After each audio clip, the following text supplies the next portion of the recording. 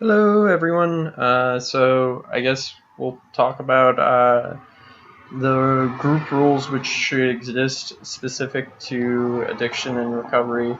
Um, I think there's a couple that should really be mentioned, and I think the first one, and the book mentioned this, is sort of ruling out hostility in the group and saying that it is sort of against the rules to be hostile, and if you're being hostile in some way, attacking other group members, um, then you should be removed from the group.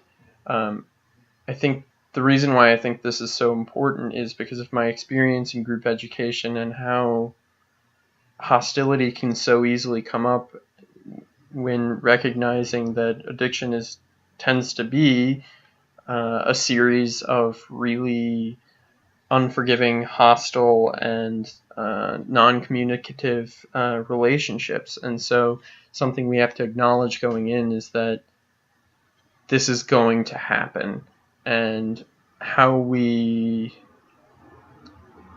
shift our attitudes, the group and the counselor combined, about this can really either be restorative or very destructive. And I've seen groups that have they start arguing, and arguing I don't think should be off the limits because it's an expression of anger or it's an expression of disagreement, and that's totally fine. But when it turns into something where it's name calling and degrading and laced with contempt, then I think that's the point where it sort of becomes a hostile behavior. But I've seen groups sort of start arguing and then recognize through feedback and through really talking to and hearing one another that this is the very thing that is sort of continuing their addiction, and that they need to get over these things. And so that I think that's a really restorative part of the group, and rule that's crucial to the group.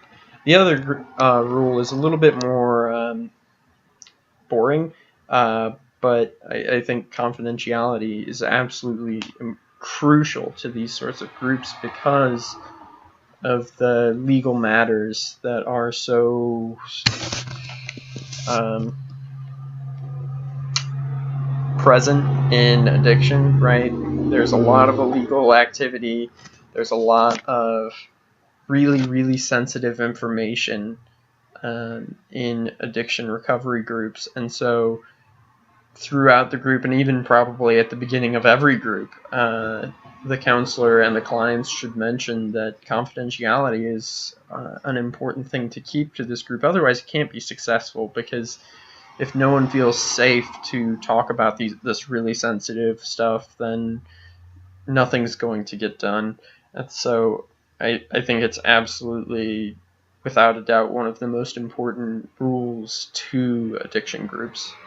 Um, and in my experience, I work with open groups, and so I try to acknowledge every time a client leaves that we refer to them as a client rather than by their name, um, so that the group can get into the habit of when a new group member comes in, they're not using this person's name, so that they're not exposing that person's confidentiality.